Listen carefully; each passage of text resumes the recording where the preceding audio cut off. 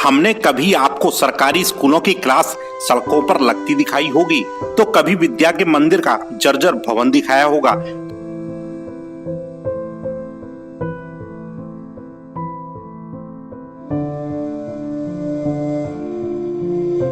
लेकिन आज हम आपको जो दिखाने वाले हैं वह इससे पहले आपने कभी देखा नहीं होगा। जी हाँ, एक सरकारी विद्यालय बन रहा शिक्षकों के लिए एक मिसाल। इस महंगाई के वक्त में अपना और अपने परिवार का खर्चा वहन करना किसी मुश्किल से कम नहीं है। वहीं राम सुमेर नाम के अध्यापक ने अपनी तनख्वाह से 50,000 रुपए खर्च कर स्कूल को चमका दिया, और जिसे देखकर आप खुद आश्चर्यचकित हो जाएंगे। वैसे बेसिक सरकारी स्कूलों का नाम सुनते ही यह विचार आना शुरू हो जाता है कि जर्जर बिल्डिंग होगी, टीचर इधर उधर घूम रहे होंगे और बच्चों का क्या हो रहा होगा। लेकिन सुल्तानपुर शहर से 20 किलोमीटर दूर ब्लॉक भदेया के नारायणपुर के स्कूल की तस्वीर देखने के बाद आपके दिमाग से सरकारी स्कूल के प्रति बनी गलत धारणा बिल्कुल बदल जाएगी। इस जूनियर स्कूल में डिजिटल क्लास हैं, कंप्यूटर रूम है, साइंस लैब है और देश की राजनीति का हर अपडेट बच्चों को दिया जाता है। और चीफ मिनिस्टर का नाम मिस्टर योगी आदित्यनाथ। सुल्तानपुर के डीएम का क्या नाम? मिस्टर विवेक। और एसपी का? मिस्टर अमित वर्मा। यही नहीं, बच्चियों के लिए अलग से सिलाई, कढ़ाई और मेहंदी की क्लासें भी चलाई जाती हैं। बच्चों को टेबल टेनिस के साथ वॉलीबॉल और बैडमिंटन का कोर्ट भी मुहैया कराया गया है। अब एक और बात यह है कि इन सब सुविधाओं में ना तो सरकार की कोई मदद ली गई है और ना ही कोई चंदा लिया गया है।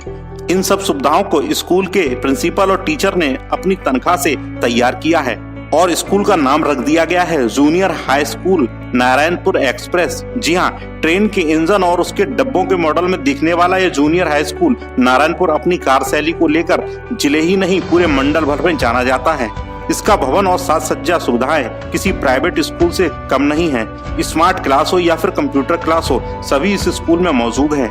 आश्चर्य की बात यह है कि सरकारी फंड न मिल पाने की वजह से यहाँ के टीचर अपने वेतन से सहयोग करके इस स्कूल को आधुनिक और प्राइवेट के बराबर प्रस्तुत नहीं कर पा रहे हैं, परंतु वह अच्छा बनाने के प्रयास में जरूर लगे हुए हैं। विद्यालय जो मॉडल है पूरे रेल के इंजन तरीके बना दिया है और विद्यालय पे लिखा है एक्सप्रेस। जी जी, ये कैसे? ये यूपीएस नारायणपुर एक्सप्रेस, यानी अब गाड़ी चल गई है तो ये रुकेगी नहीं, अपने स्टेशन तक जब तक नहीं पहुंच जाएगी। जो इसको प्राप्त करना है हमारे विद्यालय को, उसको प्राप्त करना है, वो प्राप्त करके रहेगी। हमारा यही लक्ष्य है। अंतिम स्टेशन कौन सा है? अंतिम स्टेशन यही है कि जब हम रिटायर हो जाएं हाँ, तब तक जो है हमारे विद्यालय का नाम हो और उसके बाद भी हमारे अध्यापकों का नाम हो और विद्यालय अच्छा चले, जिससे अपना भी नाम रोशन हो और विद्यालय का भी नाम रोशन हो, बच्चों का नाम रोशन हो। क्या क्या अतिरिक्त सुविधाएं दे रखी हैं आपने अन्य विद्यालयों पे? सरकारी गलत निगाह देखते हैं सरकारी स्कूल पढ़ा रहे बच्चे। ये हमारे यहाँ सिलाई कढ़ाई, गृह शिल्प में सिलाई मशीनें हैं, बच्चों को सिलाई सिखाई जाती है और कंप्यूटर है, अलग से बच्चों को बताया जाता है और प्रोजेक्टर द्वारा जैसे कोई भी सब्जेक्ट, खास करके विज्ञान, बताया जाता है। खेल कूद की क्या व्यवस्था है बच्चों की? खेल कूद में तो हमारा विद्यालय स्टेट तक गया है। अभी लगभग इसी महीने शायद अप्रैल में आया है लौट कर स्टेट से। डॉक्यूमेंट लगाने के लिए फंड की व्यवस्था कहाँ से करते हैं? सरकारी फंड इतना मिलता नहीं है आप लोगों को। जी जी, करते कहाँ से? जी कुछ अपने पास से करना पड़ जाता है। लोग कितना पैसा अपने पास खर्च किया हुआ है?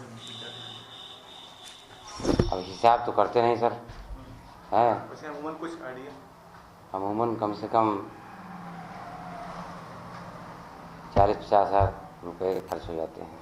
आपका और भी सब सहयोग करते हैं जी टीचर्स? जी जी आपकी जी तरफ जी से? जी, क्या करते हैं?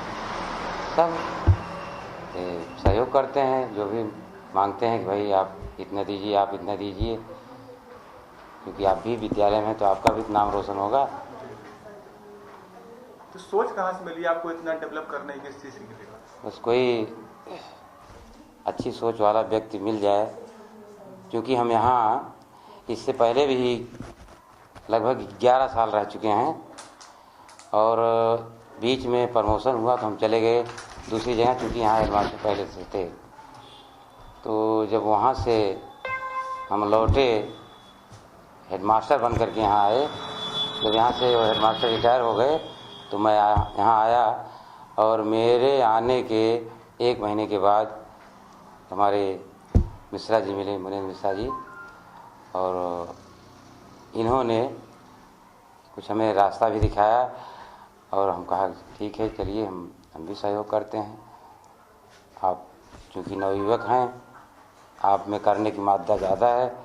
अब हम सेवानिवृत्त होने की राह पर ज़रूर हैं, लेकिन हम भी कोशिश करेंगे कि विद्यालय का नाम ऊंचा हो।